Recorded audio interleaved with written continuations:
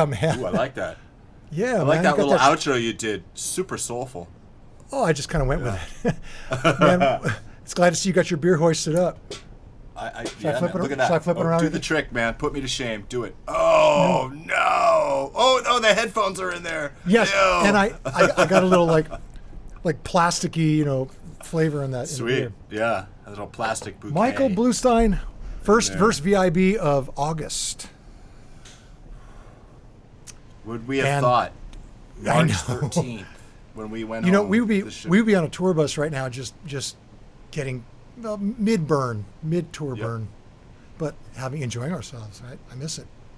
Yep, we would have been on the summer tour that we were going to do. Yeah. With Kansas and Europe would have been happening. Right. Yeah. And it ain't happening. Yep. Yeah. And we'd be doing real V.I.Bs out in the real world, which for those who don't know, this is what we do. This is an offshoot of what we used to do in the real world, where we'd go around to different cities and interface with breweries on a day off, and we'd go in there, and Michael and I would bring a couple guitars and a piano and play some songs, and Yep. So this is what you get instead in the interim. Yeah. This is as good as it gets. Yeah. We're gonna start doing some music, right? Yeah. We've been talking about that. We're going to integrate that. People should let us know if they want to. I'm okay with just sitting here and drinking beer the whole time and chatting with new and old friends. But if they want to hear music, maybe they should let us know. Yeah. We've talked about that. We did that 1 week with Dax. We did the Beatles in My Life. That was cool. Right. Maybe we could come up with something again. And I did see this program where you can play together live. That's starting to happen, but. Yeah, doing that with Zoom, I don't think we're there yet. So yeah. It'll just be like, dude, play me a few things, sing me a few bars. What have you been do working your on? thing. Yeah. Yep, I'll do the same thing. I think that's where we'll start. Hey, dude, so last I checked, it's a beer show. Yeah. So let's talk about this week's sponsor. Deep Ellum Brewing in Dallas, right? Out of Dallas, Texas. Right. Deep Ellum is a neighborhood in Dallas, which we've hung out in before. I know on tour. Yes. We've been there at least once or twice and hung out there. Yeah. So I'll just go ahead and start. So they generously sent us 6 different varieties of beers. And tonight I opted to be, or we decided that I would be the IPA guy. There's 3 IPAs, 3 different ones. There's a double IPA too, which you're actually going to be fielding. But the regular IPAs and hazies I have right here, and I'm going to go. They also provided us some nice notes here for what we're drinking. And the first one we're going to take a look at is the Manic Confidence Hazy Enough IPA. And here's what they said: some will say we're a little late to the hazy trend, but we think we're right on time. Manic Confidence is a hot tropical island vacation dissected and reconstructed in the form of a refreshingly juicy craft brew. Sunny, sweet bitterness of the galaxy, Enigma, Comet, Strata, Citra, and Idaho 7 hops floods the taste receptors. Man, whoever wrote this, they got some skill. They have some skills. I don't even need to taste it. I've already got it. I'm just exactly. Floods the taste receptors. Yeah. Resulting in a salivating joy that leaves you craving for more. Okay? I'll be the judge of that. Yeah. So this is the Manic Confidence, which clocks in at 6.5% ABV. Okay. Right down the middle. It's a little hazy, it looks like. Aliens. I have to say, very balanced. Yeah. Like neither super bitter nor...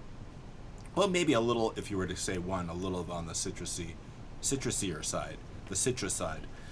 Citrus side. Yeah, citrus side. That's like when you kill. That's when you kill oranges. Yeah. We're right there. I hope somebody gets that. Oh man. Anyway, really nice. Okay, so why don't we go back and forth since we have a lot of them to cover here. So bust out something you got. I have 3 options, and they're kind of all across the board. The first one I have is the Dallas Blonde. It looks classic, and she's tall and pretty. I did have a sip. They have another. I saw somewhere there's about a blonde ale, and they said something like that. She's tall and pretty, and she goes down easy. So, see, I could have written for these guys. Yeah. Next career. Don't worry about your income, man. You can always slide into that. Hey. Slide it to what now? Oh, hey, stay with it. Yes, so this is the Dallas Blonde. It's an American blonde ale. And this shimmering golden ale combines citrusy and floral American hops with pale, Vienna, and wheat malts. Take note of the wheat, or I just did take note of the wheat. It's a beautifully balanced, seasonable brew, guaranteed to deliver more fun. Go blonde. It sounds like hype, but when I came in, the first thing before I even sipped it, was like, whoa, very grainy. And it's obviously the addition of the wheat. It's nice. This is really great. Again, I have to confess I did taste all these, and everything is really well balanced, and this is as well. But the addition of the wheat, it takes it out of it softens the sort of the fruitiness of the ale. Those esters that can be sometimes a little fruity and sweet, and this it just adds a little more of a grainy, certainly grainy on the nose. Very good, man. This is a 5.2, so nothing you have to be afraid of. You can have a couple of these and walk home, not drive home. Right. It's great. Right. This is something, again, like I always feel good about when you get someone who drinks Bud Lights to try something else, and this would be a good first or second step. Yeah, to get to say that there's something beyond, rice water. Yeah. Yeah. This is excellent, and I'm not just saying that. It's Wow. I would drink this. No, so far everything you remarked about the IPAs earlier. Yeah. And I'm really digging them so far. Yeah. So the next one I have up here is, I guess, their flagship IPA, the Deep Ellum IPA, 7% ABV. For an IPA to bear our hometown name, it better be potent. So we loaded it with our favorite American hops for a bitter punch, and with some over-the-top tropical fruit, citrus, pine, and floral aromas and flavors. You've got one big Texas IPA deserving of the Deep Ellum name. So, Yeah. let's check it out here. 7% ABV.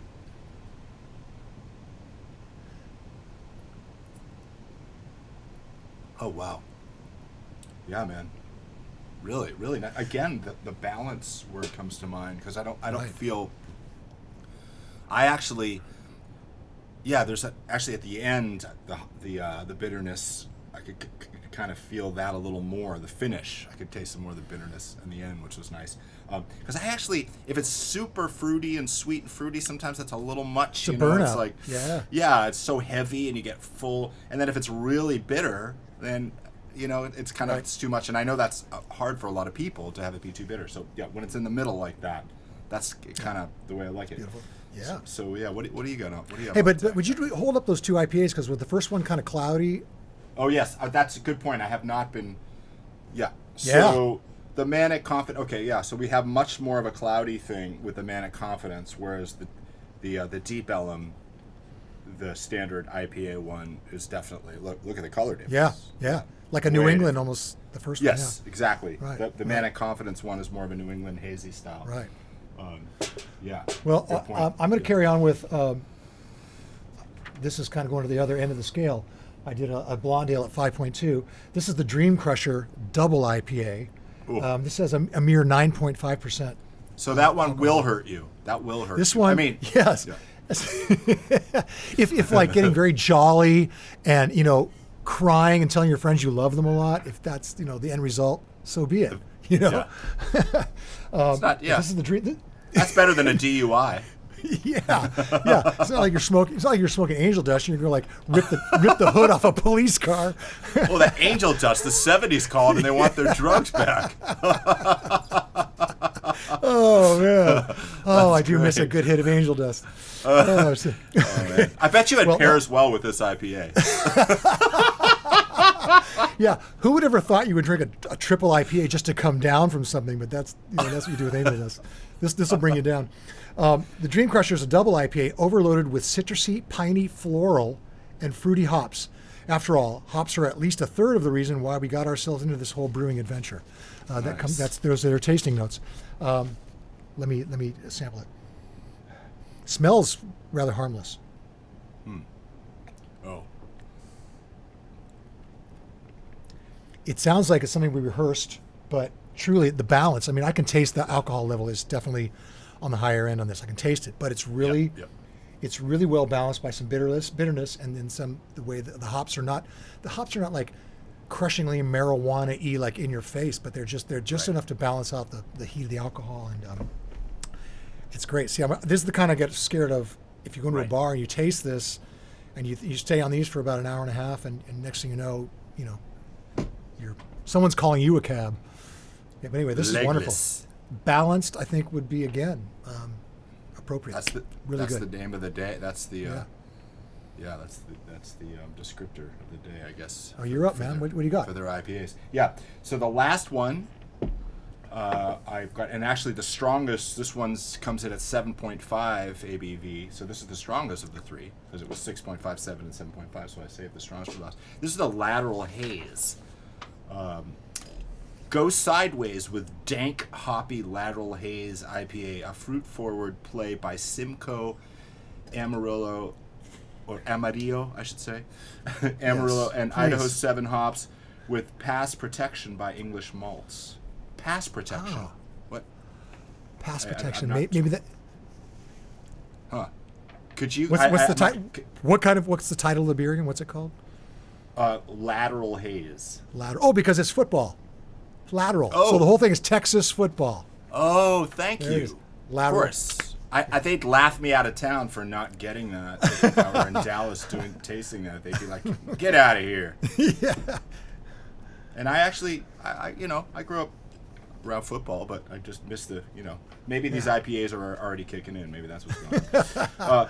Okay, so fresh pineapple aroma and flavor drive this orange-hued hazy IPA toward the end zone. See what they're doing there. There it is. Yeah, see what Lateral Haze. The only part of game day guaranteed not to disappoint you. Wow. Okay. All right. So let's go in. I'm going in. Okay, man. Let's go in for the 7.5. Yeah. 7.5. And it's saying that the another thing that I won't get too far into this, but those of us beer nerds know about this number, the IBU, International Bitterness Unit. So this is lower. They're saying it's a 25 IBU. So by that description, I would assume I would be tasting more malt and have it be sweeter and not as much bitterness. Yeah. Let's see if that bears fruit. Hey, you get it? Absolutely. Yeah. All right. It's definitely less bitter, definitely fruitier. So does the extra raised level of alcohol sort of balance off the sweetness? Because there's not as much bitterness from the hops apparently. So maybe the heat of the alcohol is balancing. That makes the sweetness. sense. That makes by getting that extra 0.5% or an extra % or so with some of those, the pineapple and the orange stuff. By upping the alcohol, that balances that up. Makes sense. There we are. We came back to balance. We couldn't escape the balance. Yeah. But really nice though. All three of them are different. But I'm a fan, man. Cheers to Deep Ellum. So that's the last of mine, and I think you have one more. I have one more, and I have to tell you that this is not a beer. So we're going to give it a quick taste. This is a seltzer. And I'm not above drinking a seltzer, and I think it'd probably be a good decision at about like 1:30 when I'm ordering the next Dream Crusher at 9.5%, and I'm thinking that's a good decision. I'd probably be well advised to have a seltzer, which is 5% alcohol. But this is not a beer. There's no malt, and I believe, and I hope, maybe someone from Deep Ellum will send me a message and correct me. But I think how this works is the alcohol from this is an added. It's added afterwards. There's no fermentation. There's no alcohol as a result of fermentation. Makes sense. Yep. They create the alcohol with sugar and other stuff on the side, mix it with lemon. Let me just read what it is. Why am I trying to be all scientific when I'm just a guitar player? Barely. Crafted with a process similar to our other brands. Blind Lemon. Blind Lemon. Blind Lemon makes use of cane sugar instead of the usual malted barley that is in typical beer. When yeast is added, the result is an unusually spritzy and light brew. We then dose it with natural lemon flavor to create a crushable beverage that pairs well with swimming pools and Texas summers. It's clear as water. It's very clear, but it ain't water. I have to say that I was expecting a sugary, 8th grader alcoholic beverage, and it's really very, It's very clean, more seltzer than sugar and lemon. It's nice. I mean, in the best possible way. There's a hint of alcohol, but it's actually, super, super clean. This is really, really good. Blind lemon. So you're not getting that kind of that wine coolery carbonated kind No, of or even like like sugary. Smirnoff, the Smirnoff, those coolers, those vodka. Right. I think this is in the same category as that stuff. But less sweet. I like that. Way less sweet. It's way cleaner. Good deal. This water skiing would be the jam. Hey. Listen, forgive me if I go back to my beers. Thank you, Deep Ellum. So anyway, we spent more time than we usually do with beer because they were so generously gave us so much stuff. So I'm really psyched to bring on our guest. Do it. So this guy I've known, we actually first met in the Bay Area, and we go way back to the 90s. We have some common friends, and we've just been both kicking around, being musicians for a long time, and we met in the Bay Area, and now both live in LA. And he's been the guitarist with Train for right around 5 years or so. With Train, everybody knows Train, so many hit songs. He's done a lot of his own original stuff, and great dude. Really psyched to have him. Please welcome Luis Maldonado. Welcome. Cheers, brother. Hello. Cheers. Right. Hey, man. Cheers. Cheers. Cheers to you. There it is. Yeah, you guys were talking about, what is it? The International Bitterness Unit. What's it? Bitterness Unit? Were you in there Googling stuff? I was actually, I had to pull out my reading glasses like, what is he talking about? It's like disgusting. I've never even heard of that. So I was like, my bottle? no, that's so like you learn something new every day. Like, there it is, man. Yeah, lots of useless information with us. So hang around. We have another show. At all. We have another show on another channel where you can show you how to cook heroin. So would you feel free to tune in? Yeah. No, don't forget the angel dust though. We talked about angel dust. Man. Dude, that was pretty funny. That was pretty funny. I was like, I haven't heard that in. Hey, old white dudes in Nebraska are still smoking angel dust. Trust me, man. Yeah. Or they're at least making it. Or a variant of it. Yeah. Yeah. What, are they doing Quaaludes and mescaline too? Aren't those like the other 70? Aren't those Absinthe, 70s drugs as well? 1870. Yeah. Wow. So, Cool, dude, man. I'm so glad you could join us, man.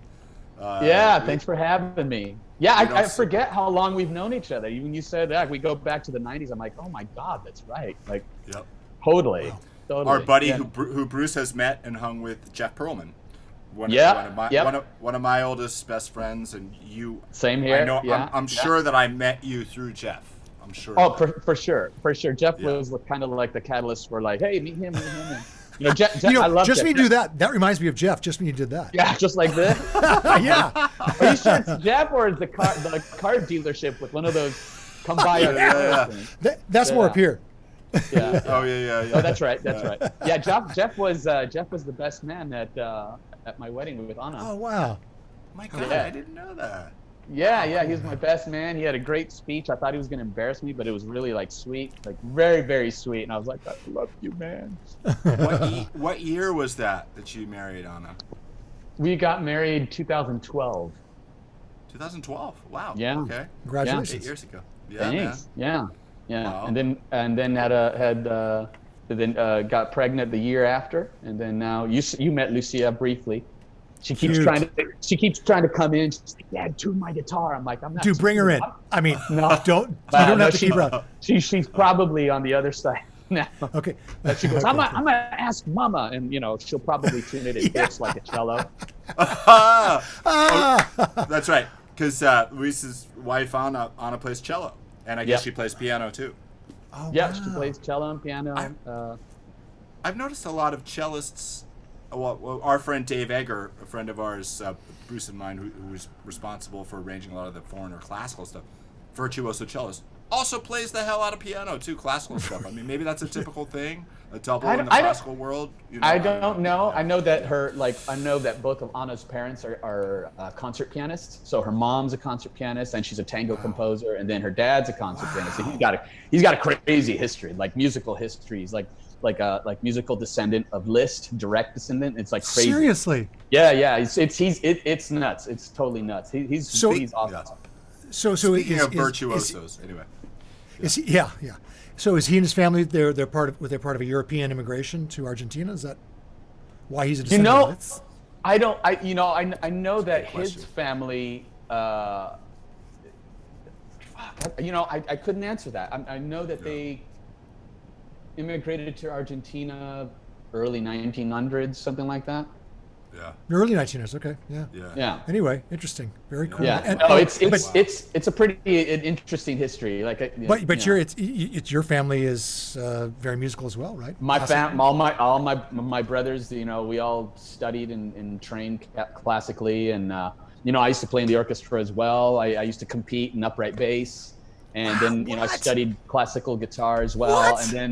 And then when I was in I finally got to high school. I was like, I want to play rock guitar, and Was there? Man, I did you have a forgot feeling about the classical thing with your background, and I knew that you played nylon string too, and that you had, but for some reason the classical part of it I didn't remember. Oh yeah, that was our life. Like, we were like all the brothers. We all played, we all studied, and we swear to God, we were so immersed in this life of doing that at one point, I mean, very sheltered.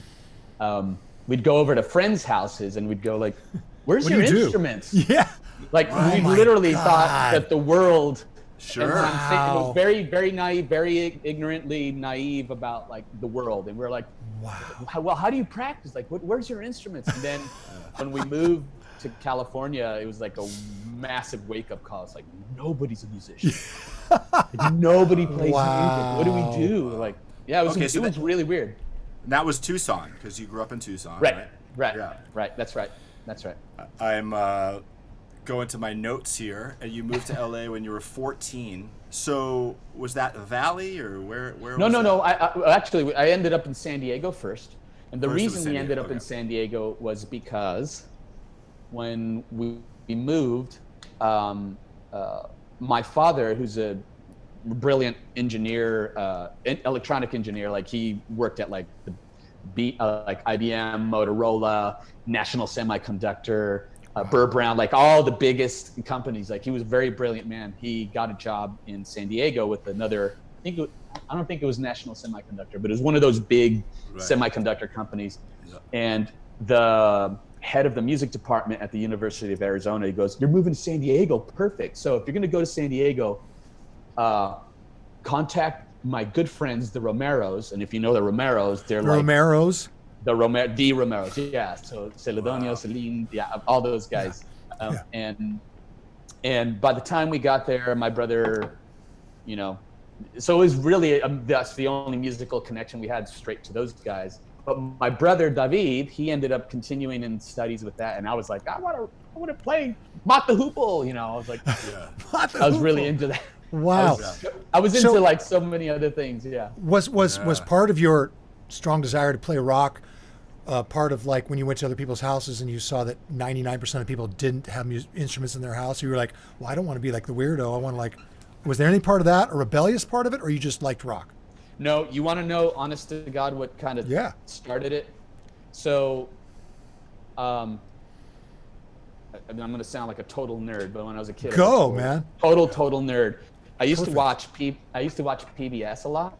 Yeah. And so like everything from like Masterpiece Theater to like all those weird offbeat programs that they had, remember the yoga lady and the just painter everything. guy. That was my What was TV. his name? Bob something? Bob? Yeah. What's his name? The Bob, Afro. the tree guy, like stuff like that. Zoom and like all the other stuff, Electric Company. And every year PBS would have, a fundraiser telethon or whatever, right? So raise money for PBS, help keep PBS, strong. I can't believe what I'm talking about. But every year they would play Woodstock, right? Oh. And so, right, of course. So when Woodstock would come on, I'd watch it and I thought it was pretty funny. But I swear to you, what did it for me was watching Pete Townsend when he started bashing his guitar and I swear this is weird, but the sound that came out of the guitar, I was like, how the fuck, how's that sound being made? Yeah. So for and why me, do I it was like about it? the sound. for me, it was Yeah. totally about the sound. I couldn't believe what I was hearing. I was like, Yeah. I was like, holy shit, what was Yeah. that? And you know, it's the reason I play SGs mainly, but Oh yeah. that Zal Clemenson and Tony Iommi. But it was all PBS, Woodstock, and I was like, yeah, I like that. I want to know how to create that sound, and so I've been. That's amazing. You know, That's amazing. yeah, so that's Well, that really sound- what did it. That sound is testosterone and young man angst, and I Super. think, you know, I think that's a good. They hit you just at the right time. I'm sure. I mean, I would still love to hear it now, of course, but I mean, as far as like, Yeah. if you're hearing it the first time when you're a young lad, I mean, it's I can Oh, it's speak from wild. experience. Hearing, It's just hearing fuzz guitar through like yeah, overdriven high watts and shit. Yeah. Going, you look at my classical guitar, I'm like, yeah, yeah, That ain't right, that ain't gonna happen. yeah. I can't do that. I don't know how does that sound like. So that's really what did it. And listen, if you set up in a room that would be able to handle this acoustically, Andre Segovia in this corner and Pete Townsend over here, I'd have to say the chicks are probably going to go to Pete's side. I mean, the most chicks, not the smart, not the really smart, you know, educated ones necessarily, but like the majority of chicks will go to Pete. He's not interested in those anyway. No. Yeah, Just yeah, kidding. yeah, totally. I'm in the PBS. That's Yeah. about it. Yeah. No, but that's what did it. And then, That's like, a great story. I literally, after that, I started, you know, very soon after we moved, I was like, because I always had records and 8-tracks and shit like that. But then, like, when we first moved to San Diego, like, we didn't know a lot of people, and we had very, you know, the music programs weren't as great as the ones we were going to. So, like, I literally lost myself in music, and I started collecting records since then. So I started finding all kinds of shit. Some of that stuff I still have too. Like, Yeah, really, I see it. We see it all back. really oddball records, and then like anyway. So yeah, I just gave myself to music completely. So I'd great. find stuff like, you know, Terry Reid, Seed of Memory, and then like Queen's second record, and then like, you know, Leaf Hound, and you know, just I went really deep into it. So it was wild. Yes. So segue to that, I just have to bring up. I want to make sure we mention this, that back in 2003, you were living in San Diego at the time, and I was. That's I was right. playing Yeah. with- I was playing with Boz Scaggs then. Yes. And, Yeah. we played at Humphreys by the That's bay right. there. Yeah. You came by, and you were there, and Jeff was there. Jeff Perlman was That's there. right. everybody. That's right. And so that night, we ended up going back to your place. That's right. In And Carlsbad. it was just in Carlsbad, Whoa. right? And it was just a Luis vinyl party all night. I You went were just nuts. spinning all this deep '70s stuff. And I want to mention this also for Bruce, because I remember you turned me on to Stray Dog, Snuffy Walden that night. Oh, and Snuffy, yeah, Snuff- yeah. And Bruce knows Snuffy pretty Oh, well. I love it. Yeah, I love it, So you know, as you probably know, he's like kind of big time composer guy now. And Yeah. you know, Oh, does massive. really- I mean, he's The written biggest. so many. The biggest. His career's like he created his whole career. Like he was the Yes. master of it. That's what's amazing about it. Like he, Yeah. We're he gonna did it. have. He I just- don't know if we're gonna have him on, but I'm gonna ask him. Yeah. dude, Yeah. I gotta. Yeah, I'd Yeah. love to meet him. I would love to meet him. He's yeah, it's awesome. But yeah, I played Stray Dog. I played all kinds of stuff. I played what else did I play? I played like Wigwam from like, you know, I think they're Norwegian. I can't remember. Oh no, Finnish. I think they're Finnish. What else did I play? I played like Tucky Buzzard, first record. That sounds right. He remembers the what else night. did I play? This is impressive memory, man. Yeah. What else did I play? I played what else? I played some heavier shit like Quatermass. That's right. I played Quatermass. Quatermass. Yes. Yeah. I remember that. That's right, because they're all it was all B3. I was like concentrating on like guys that played overdriven B3. I was like, oh, if you like that, you'll love Quatermass. And what else did I play? I played so much shit. So much. Yeah. I mean, it wouldn't take me long to. Oh yeah, Blood Rock's first record, like a bunch of shit. Yeah. And we brought the guitarist who was playing with Boz with me at that point was Drew Zing. Yeah, Drew Zing, great who player. Played with man. Steely Dan, Donald Fagen solo stuff, and he was on the Boz tour then. And he came over, and I remember that was just a really fun night. We just we had a good Music. spinning off. Yeah, it was awesome. Yeah. That was I'm great. bummed that Yeah. you guys are. I'm salivating. I want to go back in time and be a part of it, but I probably would have fucked it up. Well, it could happen anytime here. I'm finally all Okay. set up, so I could like. No, it can't pull because we out- can't yet get together, man. We can't do it yet. Oh, but that's soon. right. We gotta. Well, Soon. Yeah, soon. We'll do Yeah. it. Or like I'll Zoom you later. I'm like, dude, you ever heard of this? No, seriously, that can happen and should happen. That should happen. Yeah, but listen, I could do a direct feed into the computer so you could hear hi-fi. Like, I want to do this. I want to do this. There's screen sharing, which actually we'll play videos. We play a couple videos usually with all our guests, and we'll do that. So we'll do a screen sharing thing. But man, where to begin? So I'm just looking over. Can I take the next CV. Step? No, go ahead. Go ahead. Because this is you play with Michael Schenker. Okay. Right? Michael. Okay, so when I first moved up to the Bay Area, when was that? About 94. And then literally about 6 months after I moved up there, my mother calls me and she goes, "Hey, there's this guy looking for you. His name is Mike." And I'm like, "Yeah, do you have his number?" "Yeah, his name's Mike Varney. He's been looking for you. He's been calling around. He's trying to find you." And I was living in Novato at that time. Yep. Marin and I'm like, County. Okay, yep. Yeah, that's right, in Marin. And so,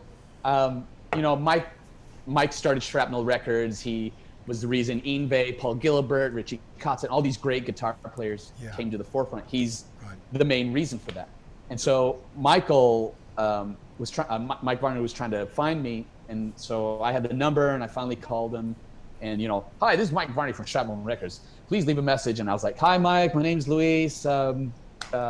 Yeah." And you hear all this shoveling. "Hey, it's Mike." He goes, "Where are you?" I go, "Well, I live in the Bay Area now." And he goes, "Really? Where?" I go, "Well, I live in a place called Novato." And he's silent. He goes, "I live in Novato." And I'm like, "Oh, okay." Yeah. And so I'm like, "Yeah, I live in Novato and I've been up here for about 6 months." He's like, "Where are you?" I go, "Well, I'm working when I first moved up there, I was like, just trying to get my shit together, and I was like working at a party store, like blowing up balloons and shit." Yeah, man. and so no, it was comedy, dude. Like I whatever worked it there takes.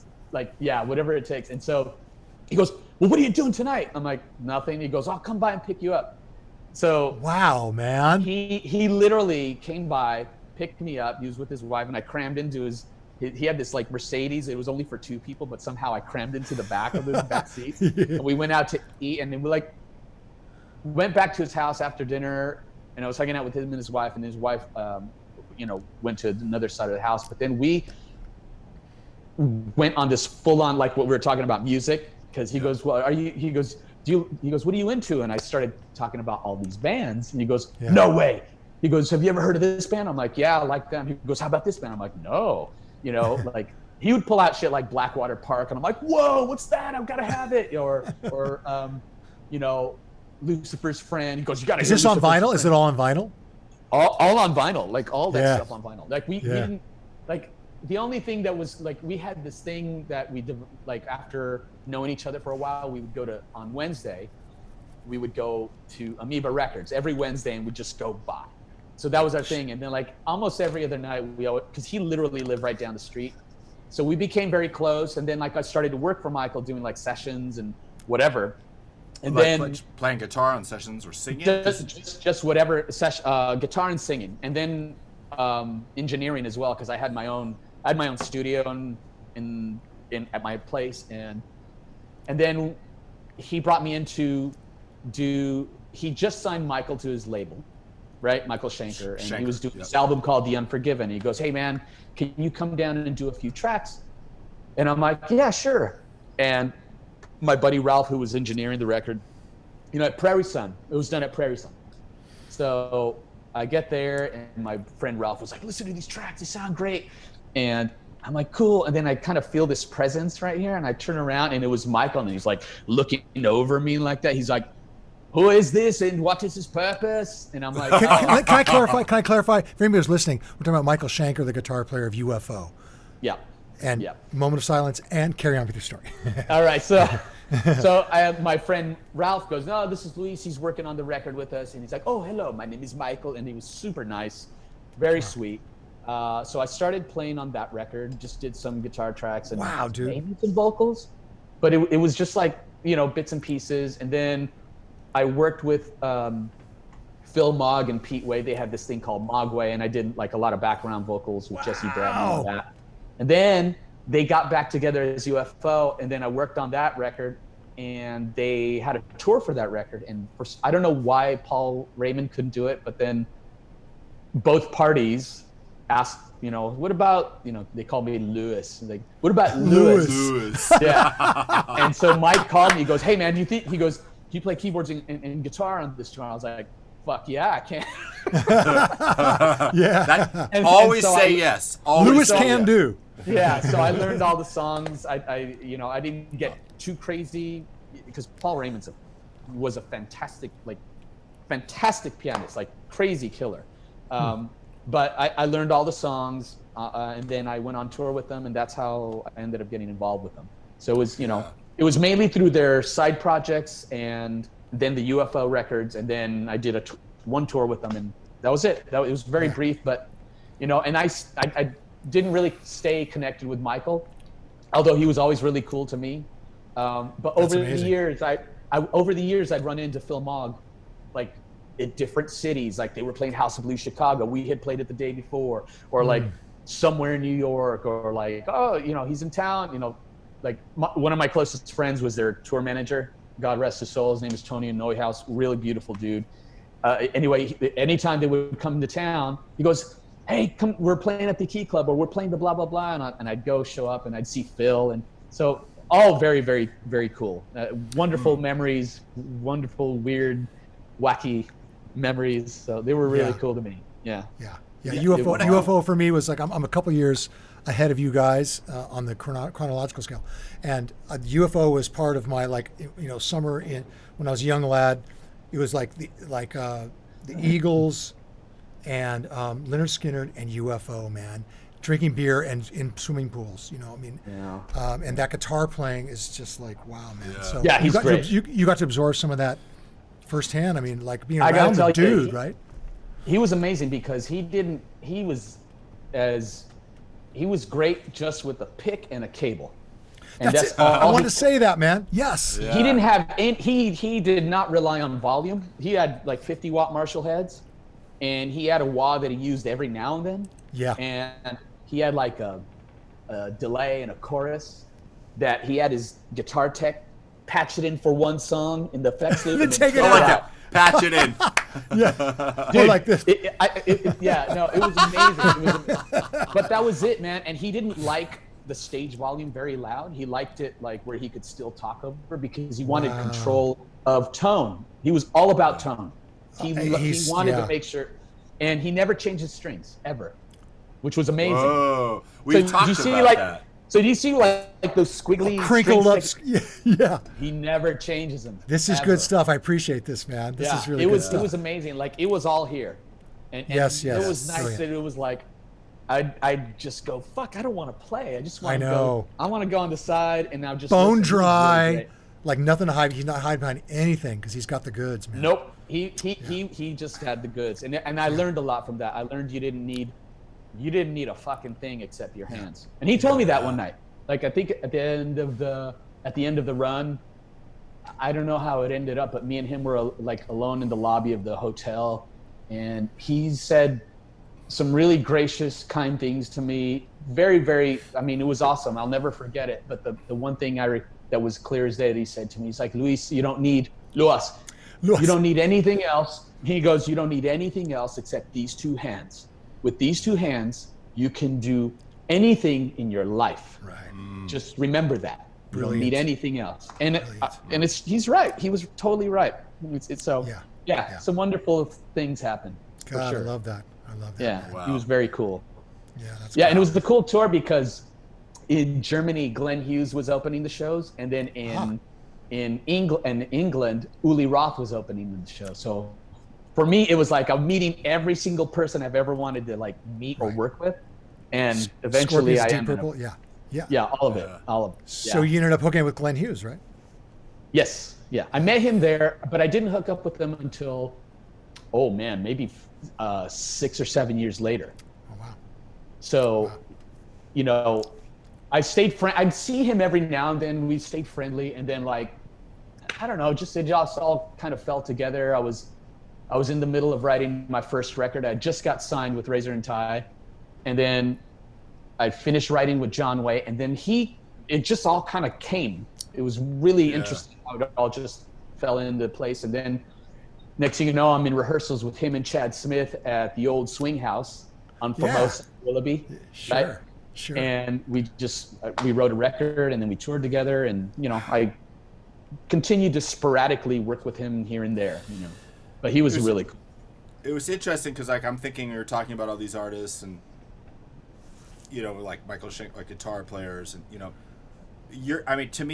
you're like a double threat guy in the rock and roll world, like the high tenor singing thing. I've never had, and like so I'm thinking, you're playing with these guys, like how much of it is guitar, how much of it's singing, like, and how much what are they, obviously you're singing on all the gigs, like, and I know with Train now you do harmonies all night. Oh yeah, all the but it's sort of like, and watching with Train is just like, man, like a lot of people, and that's the way it works. We get gigs, we get good gigs, and you do what you do, that what's needed, for the gig, and it's not all about you, and we all know that. But I just thinking, like watching with Train, you're holding down all the leads and all the guitar stuff. It's like, man, people don't know like the rock, like serious pipes this dude has as a singer, and it's just like, and actually this is a really good, because I'm trying to hold on to like the time here and make sure we cover lots of stuff. We could do this. Exactly. You had an original band, Into the Presence. Correct. Is it 2008 to 2012, roughly-ish? Roughly-ish, yeah. Yeah. Well, let's see. I'd say officially 2008, 2012, roughly, because Sorry. Yeah, that in 2008 was right when we landed a record deal, and then just kept going as long as we could. Yep. So that was Razor and Tie.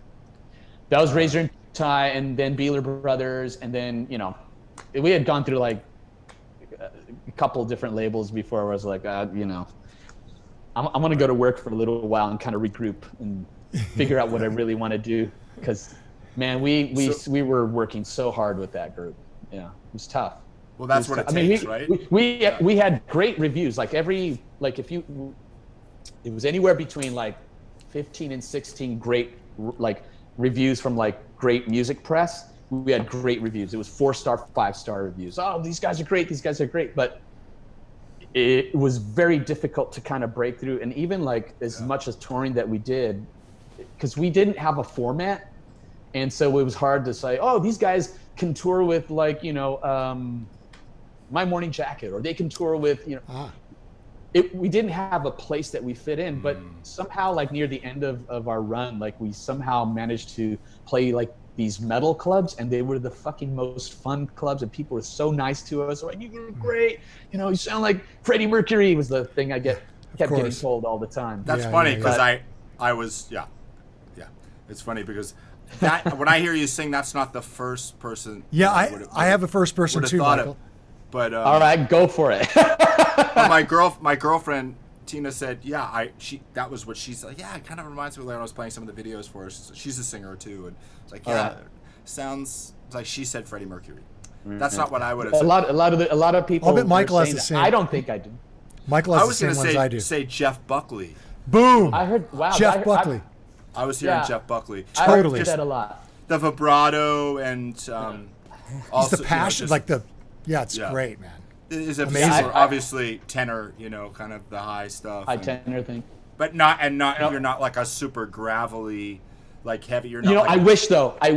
Honestly. You're not a Glenn Hughes type of, like we're talking about. I wish I had gravel, man. That's the one thing I wish I had. Like I tried all the time, and then I'm like, oh, that hurts. This is so funny. Everybody wants what they don't have. It's just hysterical. I want curly hair. I want straight hair. I can get gravel all day long. I just can't hit notes.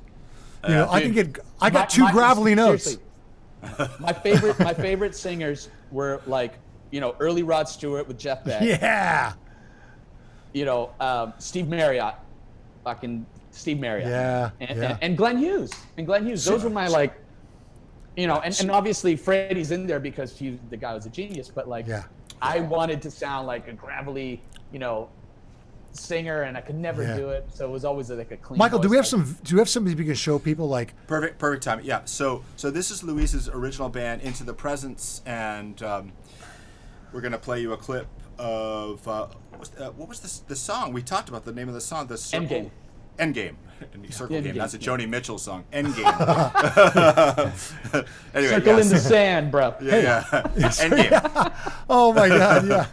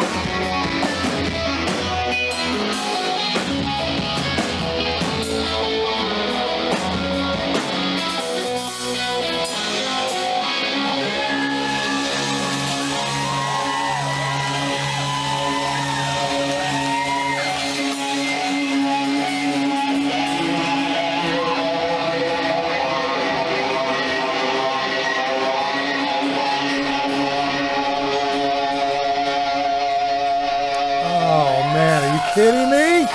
That's so amazing. There's the Pete Townsend, man. SG I and did noise. a feedback SG. solo in that band.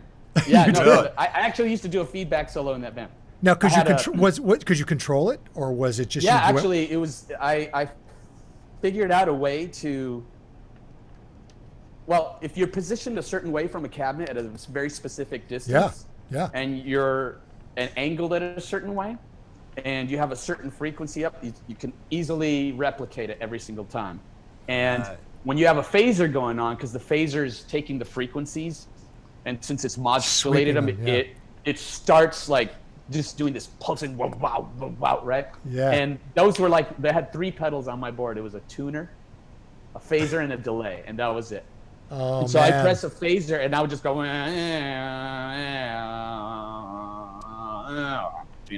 just harmonic minor shit, and it just seemed to like, with the delay, it was like, whoa, it was total like space rock 70s shit. And you were able to Love get that shit. every time. You were able Every to, time. Yeah, every time I figured out a way to do it. So yeah. Yeah. So Did that, you- that go ahead. Go ahead, Mike. No, please, you're up. Go. No, I was gonna say, I just back to the singing and playing thing. It's Yes. like not blowing smoke, man, but like to be able to play like that and to sing like that, man. Yeah. Wow. Yeah. Oh, thank Yeah. you. I appreciate Really, that. really amazingly Amazing. great. Oh, Yeah. thanks, man. That Yeah. thank you. That means So a lot. there's triple in the theater world. They have The the triple writing, threat. Yeah. They have the dancing, the acting, and the singing. That's the triple threat in the theater world. Do you dance too, Louis? Don't tell me you dance too. I'm That's the gonna lose quadruple my- threat. I'm sorry. Oops. I gotta be the white guy I don't. again. Hold on. I don't goofy dance. The white only guy. thing I could do is stomp my foot, and that's about it. Yeah, but you're the singer, the guitar player, and I'm finding out you're the cool guy. So you're the triple threat in rock and roll. Okay, yeah, I'll be the There it cool. is. I'll take the cool guy for whatever that means. That's the third element of the triple threat in rock and roll. Yeah. Man, No, that's so good. Wow. Yeah, thank man. you. Yeah, we had a I good was- time. Yeah. Yeah, Impressive. that was fun. You play with Lisa Marie Presley. Yeah. And Yeah. and for like a year-ish. Couple. Or Yeah, more it was than that? about a year-ish. So it was over a year, and with her, I played upright bass and sang with her all the time. What? What?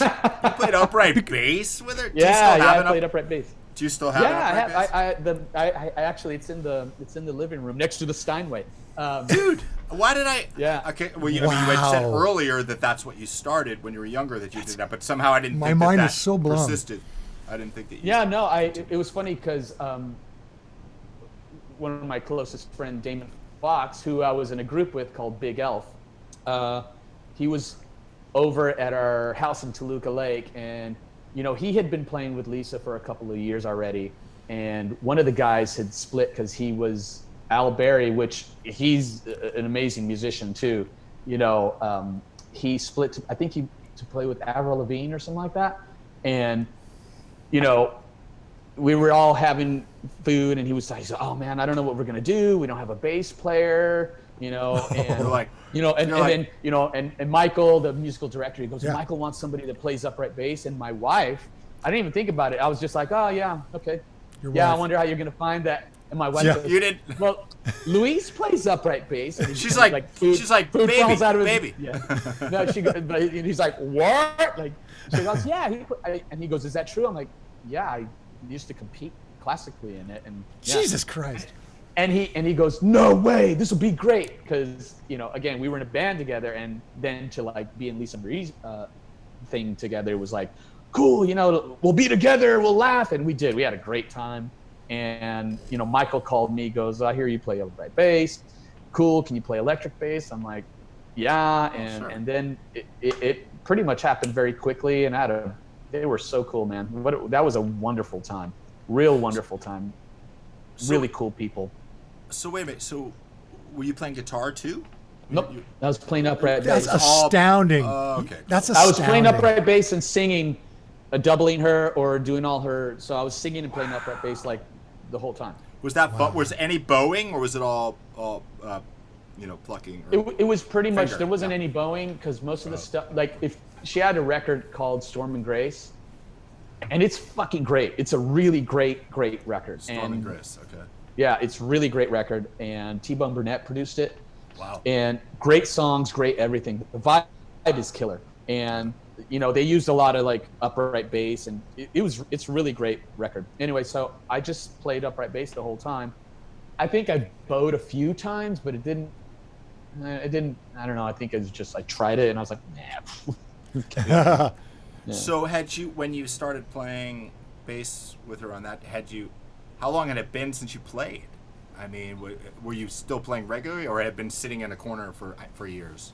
No, it'd been years, but I already had, because I had gotten to a certain level of it. Yeah, that's the way it is. Yeah. You know what I mean? Yeah. Like, for instance, if first, whatever, say you had something, it's like, oh, I have to go to Nepal, and you went on a sabbatical and you left for like a year or two. Yeah. And then you came back to it, you'd come back to it. You have that. No, I mean, there's certain things that that you do get hardwired in hard enough that they don't go. I figured that. I was just curious if it had been totally hardwired. Totally hardwired. I mean, I still read. I hadn't read for a long time, and then we recently did some stuff in the studio where I had to read charts, and I was like, oh yeah, okay.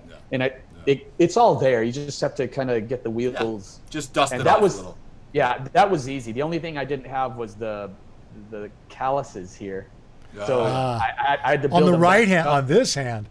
Yeah, this hand I had like, you know, since it's fretless, but my pitch is fucking great. Yeah. So this was all good, but like this, I was like, ow. Okay, now here it comes. All right. Right. 2 days off. Ow. So I have it out. I still play it. I still just work on stuff, whatever. Amazing. I just keep it going now. Ever since then, because it was really fun. I had a really great time doing that. Yeah. Wow. So there's so much to talk about, and I hope we can hang out. Maybe we'll do this again for public, but I want to hang out privately as well. Yeah. Because I want to get your whole story. But we haven't talked about Train that much at all, right? I mean, that's like we've done, which is great. I mean, because your career like thus far is like so rich. But by the way, you guys both. No, Luis, I don't know. I know Bruce doesn't know, but you guys both live in Woodland Hills, so I don't think I even told. Yeah. Oh, dude. Yeah. Boom. Dude, we got to do like a driveway hang. No, open your window and scream right now. Let me see if I can hear it. Hello. Well, Luis, I got to save the voice, bro. Luis is telling me I need to come by and swim in his pool and play his 9-foot Steinway concert grand. Oh, the Steinway. So twist my arm, dude. I'm coming over. Yeah. It's rad, dude. Yeah. It's rad. So what's up? So like, were you when this whole thing hit, which was unexpected, I think for all of us, a little bit career-wise. What were Train's plans, and were they interrupted by the virus? The COVID thing, right? Yes. Okay, so this band works all the time. It's a hard like us, like you guys, like you guys. Yeah, just like let's go, let's get to work, let's do it. Right. And so we had like April 7th, we were supposed to start working again, and just keep working through the summer all the way through, I don't know, October or something like that. Right. We had all these great shows planned, the Ravinian, Chicago, and, some other stuff, like just a bunch of stuff. And, like all of us, it was like, oh shit, this is weird. This is really weird. It's weird. And I don't know. I don't know what to, I can't say that I'm so, it's weird. Everything gets prioritized because I can't say that I was bummed that we couldn't play, because I was more concerned that, is my daughter going to be safe? Is my wife, am I going to go to the store and get something, so it became like everything didn't matter anymore. Yeah. As much as as much as like it's our life and this is what we do and it's how we, survive. And then after a while, then after like, the month that we were all supposed to stay inside, then it started to hit me going, oh shit. Okay. Well, what do we do? And, even through the quarantine, this band has stayed fairly busy. We did a lot of like online videos. We did some stuff like we were on Rachel Ray one time. We filmed a concert, a private concert through Zoom for the Navy, the ship that wasn't able to, come back home. Oh, right. And so so for 4th of July, we did this private concert for them. And cool. They aired it on the ship and they aired it on the base. And then for the families, they played it at a drive-in, so on a screen. And so it was really like this band's able to do, if anyone could do it, this band could do it. It has somehow this ability to like, let's help people through music, or let's touch people's lives through music. So it had nothing to do with like, entertainment industry. It was like more like, what do we do to, because it's and they have the songs for it. They have some very specific songs that were Calling All Angels, and When I Look to the Sky. It was like, you couldn't have picked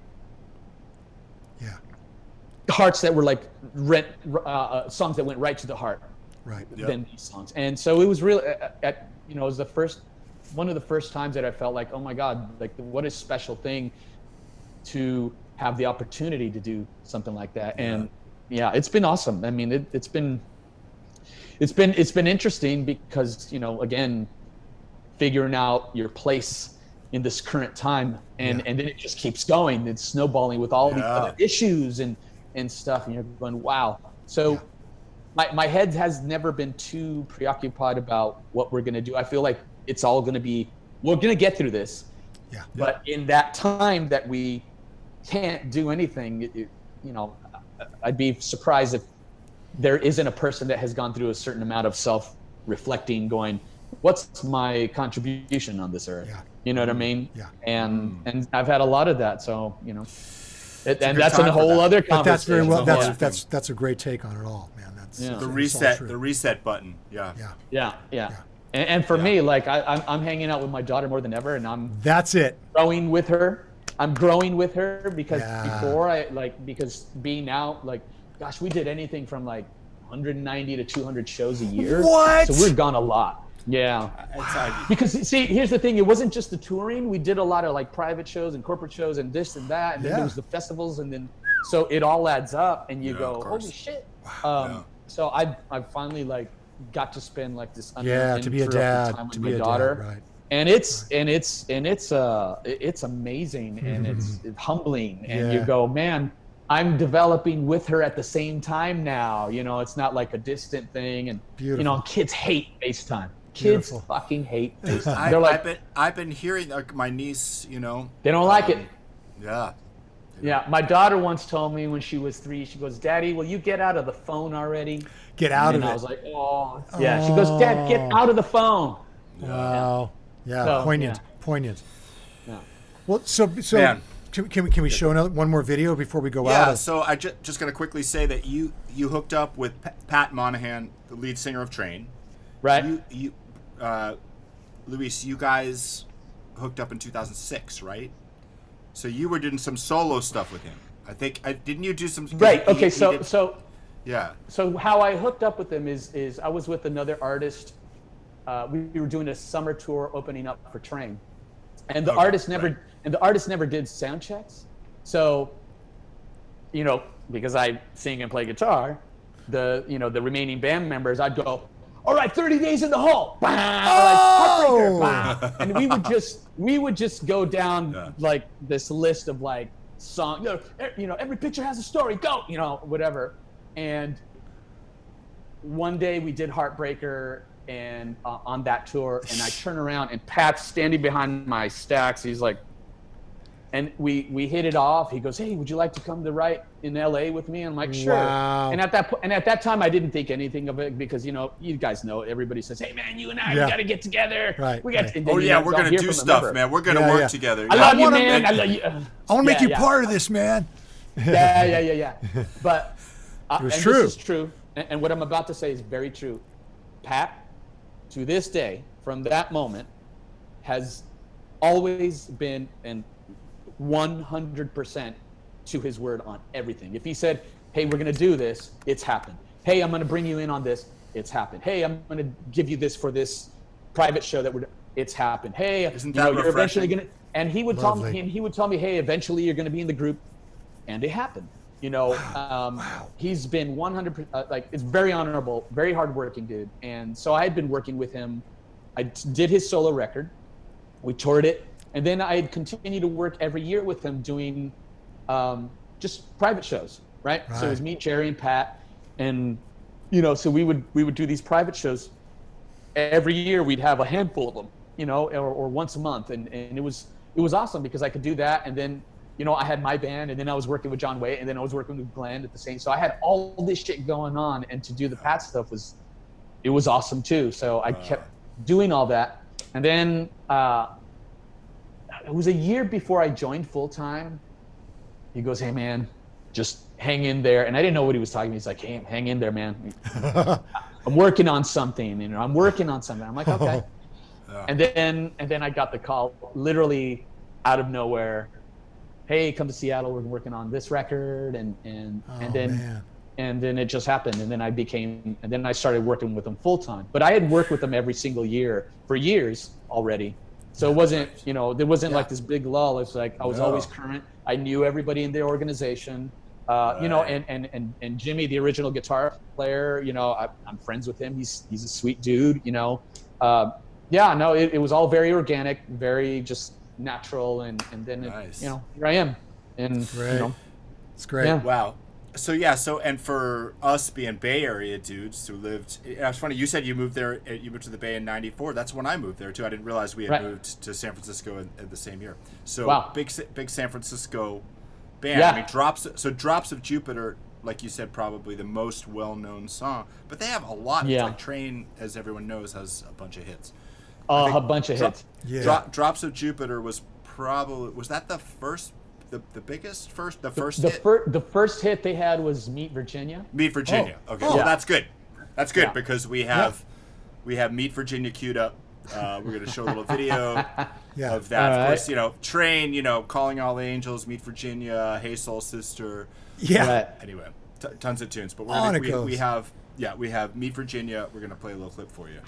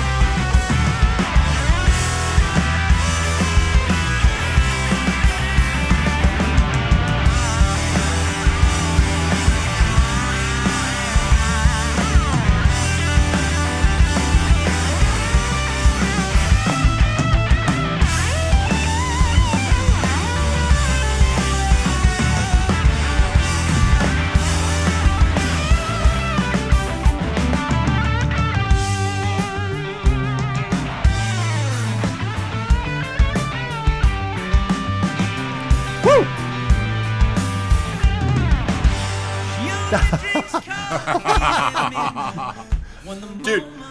Yes. Oh, yes. man. Okay. Fucking killer do it. solo. All right. Right. Okay. Hotel California. Hello. That's like, we would wait for that. We would like, because, We toured with Glenn. with Don Felder. Don Felder. Oh, right on. And, and he would, that's part of the solo, like, and it was always, always hit that. Yeah. And to this day, it's like we'll be jamming backstage, and somebody drops that lick, and people start laughing. Oh yeah. Yeah. But also, and to our earlier part of the conversation, you're not hiding behind any effects. You're right up front playing the guitar. I don't hear any delay. Maybe there's a touch. I don't know what's going on, but it sounds very dry, and it sounds very like owning it, and it's like no gimmickry at all, and it's really lovely and refreshing. Sounds amazing. Just volume and a pick. Yeah. And yeah. No, it's amazing. I mean, I do have some little things, but they're usually not there for, like, even, right? No. Most of the time, like if I have anything on, it's for a brief time and it's for textural things. But it's interesting because this group is one of the few groups that you can play full out guitar, and not just like like if you play with certain pop bands, it's very formulaic. Yeah. Very like you only do throughout the whole thing as a loop, but like you're playing guitar here. Like there's a lot of guitar in this band, so it's totally perfect for me. But that's cool. You can change it up, right? Super. It doesn't have to be the same all the time. It doesn't have to be if it's in the vibe and the spirit of it's right and it feels good and it's like right. I'm sure you're playing. There's certain things that there's gonna be some variety. Right. Yeah, I mean, we have there's enough going on that there's not a dull moment for sure. And Pat, he's as a human being, he's a gracious human being. Love it. But also on stage, he's very gracious too. Like my brother, I don't know if he's on the clip when I'm smiling. That's Luis's That's brother. my brother. Yeah. Yeah. So he plays bass in the band. So like, there's always like good times, man. I just think about all the times I'll look over at him and laugh and like, or whatever, Pat always goops off. It's really cool. So Bruce, we saw Train and Maroon 5 together. Yeah. And that was before you were in the band, Luis. That's right. Actually, and my wife was on that tour. Oh, yes. There was the string section. Yeah. There was a little string section. That's right. Anna was up there. But Hector was on bass playing at that point. He's been doing it for a while. So 10 years. Joined. Easily. Like. Yeah. I had played with Pat for a handful of years, and then I remember because I'd always try to. I love my brother hanging out because he's a really funny dude.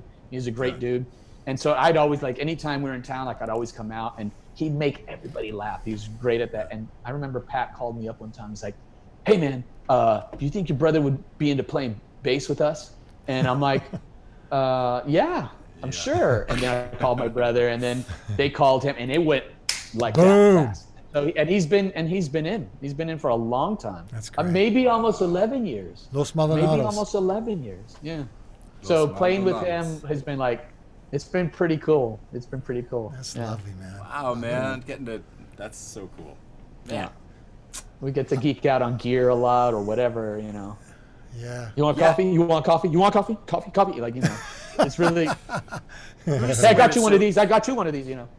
So there's another brother. There's Hector. There's Luis. There's another musician brother. David. Now, David, he does he has his own really strong career. The last record, or maybe the last couple of records, debuted at #1 on the world charts. Wow. He's just a real strong force, man. He's guitar made six. He plays flamenco. He does this flamenco hybrid, like a flamenco classical Spanish guitar thing. So he's made his career. He definitely carved out his own path. Sweet. And he's easily has 6-7 records, maybe more. He's just always working, always doing stuff. David Maldonado. David Maldonado. I remember going to a show of his. He did, I think, was it 2 nights? Right there at the what's the theater right across from the big outdoor theater right across from the Hollywood Bowl? Is that the Henry Ford? Yeah, fourth year. So he sold that out. I think it was 2 nights in a row, and he played just a whole concert. It was like an hour intermission and then an hour, and it's all his music. And he had dancers, he had musicians. I mean, full on. He's full on, and I think he does like really special stuff too. I think he did something with the Chicago Symphony, where like they were playing his stuff, and it's like this big symphony around him. And he's a force for sure, man. So that's the other brother. All three Tucson, guys. Arizona, man. There's something happening in Tucson. Man. You know, it's like Santa Fe, that whole desert thing, man. Dude, I don't know, but when we were growing up, our peers, everybody was a musician in some way. You know, the guys we grew up with, all our older peers that were either 5 to 8 years older than us, and call it like, we were surrounded around musicians all the time. It was really interesting. You know, we had a rock band then too, and it was like, you know, and then came out to San Diego for those first years, and then after that, I went to LA for a little bit, and then I went to the Bay Area, but we've always kept doing music. Yeah, it's crazy. Success story. Crazy. God, it's really fun to witness. It's fun to witness. Wow, man, it's wild. This has been a joy, really. Oh, man. right on. Yeah, Great. I mean, I hope for it carries having on. me I want to carry on from here. I don't want this to end, man. But I think for the sake of what we're doing, it probably has to at some point, right? We could go on. Look, I could talk about every single record that I have in this. Okay, well, look, I'm available because as it turns out, all right. You guys are neighbors. Come on. Yeah. I know. Post COVID, PC post COVID. Yeah, I'll send you, Bruce. I'll send you an email. I'm like, here it is. Like, Okay, you ever I'm gonna heard this walk group? You know. I'll probably say no, and then I'll check it out. I appreciate it. Yeah. I appreciate it. Man, that's What a a whole pleasure. other topic.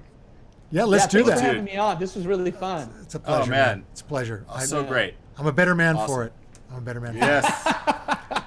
Ladies and gentlemen, Luis Maldonado. Luis Yeah. Maldonado. Yeah. Luis. Maldonado. All right, man. Cheers, buddy. Thanks, guys. See ya. Thanks for having me. Bye.